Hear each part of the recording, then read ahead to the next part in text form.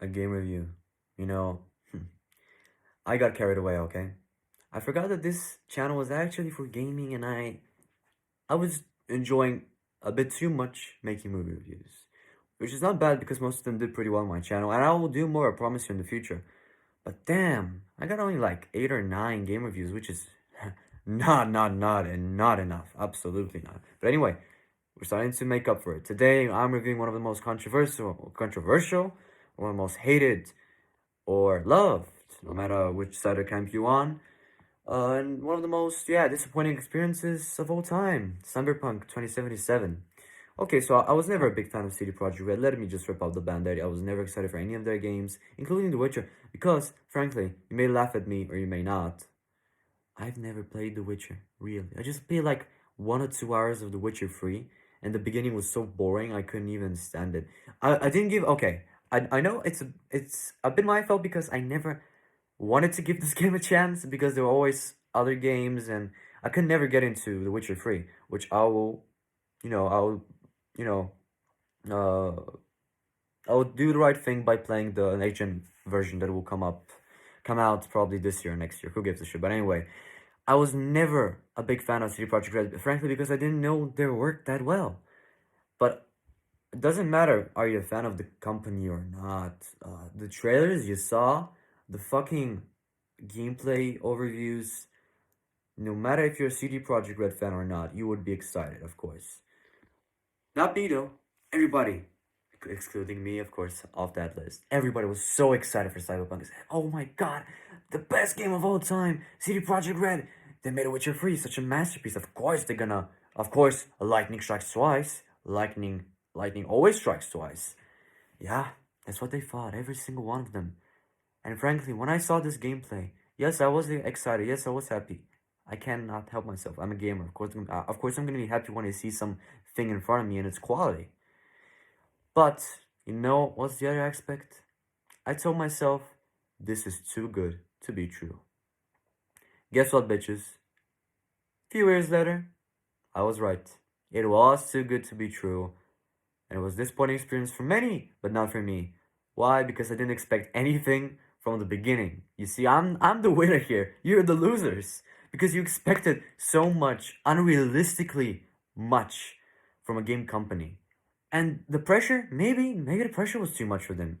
Or maybe they just couldn't finish their game, or maybe because they're lazy fuckwits. Who knows? But yeah, they delivered a not ready product. That was a early alpha access beta male sigma version of the game that wasn't even ready at all. Filled and I mean unplayable on the older consoles, PS4 or Xbox One. Don't even think of putting the disc of this game on your PS4 because yeah, you're gonna need a new fucking console because it will fucking explode. Gladly I played on the PS5, which it still had shitloads of problems, shitloads of bugs, constant crashes. Like I had a 10 minutes window when the game didn't crash, and I tried to do as much as I can in this 10 minute window, but then system error, system fucking error, sends me back 10 minutes past the game. Play 10 minutes, system error again. Of course, that ruins the experience, but I always thought I knew I wasn't playing a ready game. We all knew it from the start. This game was fucking broken, literally, not finished. The true definition of it. But I was looking more deeply into that game. Many people were looking only the bugs, only the technical issues of this game. I wanted this game to be not broken. I wanted this to be like a solidly playable game. Playable game, at least, which it wasn't. But if it was, people would have seen a lot of different problems and they would still be disappointed because all of the problems that they cannot be fixed in this game are not in the bugs. They're in the story pacing, the gameplay which is so basic, cover shooter, nothing new, nothing innovative, absolutely nothing worthwhile. This game feels hollow. It just feels hollow. The NPCs, I don't think this is bugs. They are basically retarded. This is a asylum simulator, fucking retarded simulator. The NPCs of this game are the most retarded thing in this world. Okay, some of them. Let me give you a few examples. Some of them eat their soups while they're holding the spoon with one hand. They're holding in the same hand, by the way, a gun. Someone is doing dumbbells. Well, he has a gun on his hand as well. Whatever he does, wipes his ass, takes a shower, jerks one off, always has a gun in his hand, and they show it. Yeah, what would you, and another example, what would you like to see in 2077? Maybe a 2077 future zoo for animals, a future skyscraper, or something, you know, something that is built in the future, something exciting. You know what you get? Sex toys, my man. Sex toys and OnlyFans is the biggest company in the world in 2077. I weep for the future, of course. Hmm. I don't know. Maybe COVID will do us all a favor and we won't get to 2077. Sorry for my dark jokes. I'm just like that. Anyway, yeah, sex toys everywhere. Sex toys, dildos, anything you can think of that includes sex or any kind of influence and any kind of penetration. This game has it in abundance. Sex stores more than fucking convenience stores. Yeah, maybe that's what CD Projekt Red want to see in 2077. Not a fucking futuristic zoo, futuristic sex job or on OnlyFans in 20. Anyway, I'm getting carried away. Okay, I'm being shitty on this game a lot in this review, and I mean what I say. I don't retract my words because every word I fucking say, I fucking mean. That's me, that's who I am, and I don't think I will ever change. But I have to acknowledge the best and only aspect of the game that kept me playing in its short 17-hour lifespan. That's the story. By no means the story is amazing.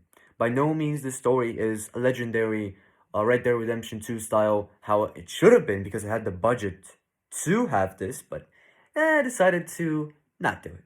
To put all the money in the sex shop on the sex shop and the fucking hookers. Yeah, and all the rest goes into the story, all the little bits and pieces, just throw it in the characters for a little bit. The story is good. It's good. It's nothing more than great, amazing. It is good. It's standard 7 out of 10. Sometimes it's a bit slow, 6.5, but overall, 7 out of 10 I would give the story. Of course, the biggest thing in this game is, of course, Keanu Reeves. Most critical, and Jesus Christ had a baby and Keanu Reeves came. Or the other way around. Keanu Reeves and Jesus Christ had a baby and then Most Critical came. Anyway, they resemble. Shitlots, by the way. Yeah, he's the star of the game. I only thought when I heard Keanu Reeves that he's in the cast, I thought it was gonna be like 5 minutes cameo. No, he's the second main fucking character. You even have missions when you play as him, Johnny Silverhand. You play as him a lot, to be honest. And he's the driving force of the game, not the main character V, because he's a fucking douchebag in IMO. I didn't like him that much, but people do. Anyway, everybody has opinions. The only reason I kept playing this game is because of Johnny Silverhand as a character. And why didn't they make him the main character of the game? He would have been far more interesting character than V. V. Such a fucking shit name. Johnny Silverhand? That's more like it. That has the cyberpunk vibe. Johnny Silverhand. The name, the character is fucking great. Keanu Reeves' performance as well. Pretty good. Standard stuff all around, to be honest, apart from the other characters. Panam was a bit annoying. The romance options with Judy and all of the things, just I found them annoying. They weren't anything that I was excited for. But yeah, Johnny Silverhand is the driving force and pretty much the only reason I would recommend this game a little. And I don't recommend this game overall because with its other problems and other shit that bugs down the game, the only positive thing, as I said, is the story, which isn't extraordinary. And that disappointed me because at least I thought the story would have been better. It was good. It wasn't by any means bad, but I just thought it would be better. All of the money. This is the second most expensive game of all time after Red Dead Redemption 2. And to do that kind of money, the game sold well. Of course, it's a big name, big company. Of course, it's gonna sell well. It's a GTA-like futuristic, cyberpunk setting. Of course, by the sound of it, everybody will buy it. But my friend, nothing is as it sounds. Most of the times, at least. Well, after all my rambling, all my wasting all my work on wasting your time. I'm going to give this game a score, and the score will be a 5 out of 10. The story was the driving force of the game. Had some cool QTE moments. I call them QTE because they're literally a moving cutscene, which gives you the illusion that you have control on the situation, but you have nothing. You have fuck all. You just sit there, tap R2, and you proceed to the mission. They were cool though. They were like an action movie, and they gave you a good illusion that that you have some control, but you didn't.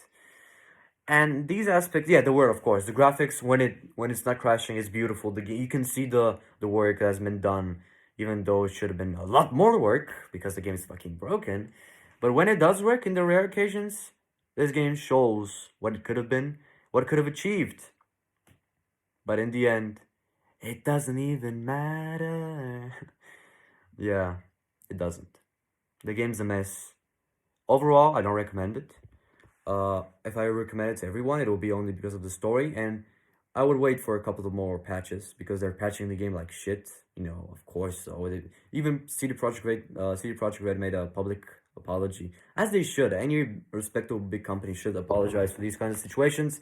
This is the process, and if you don't do it, you'll be even more hated by the fans, critics, and everybody alike. Yay! I can't believe it. IGN gave this game actually a 9 out of 10. I don't blame him, of course. It's IGN. It's like asking cancer not to kill you. It's the same thing.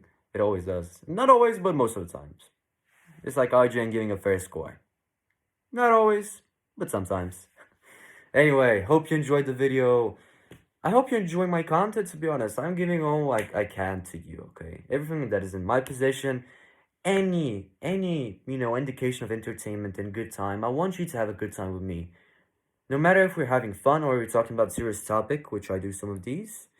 I hope you have a good time on my channel. And yeah, I hope you see each other. We see each other again tomorrow, I think, or the day after. We'll see. But yeah, drop a like on the video, friends, or enemies.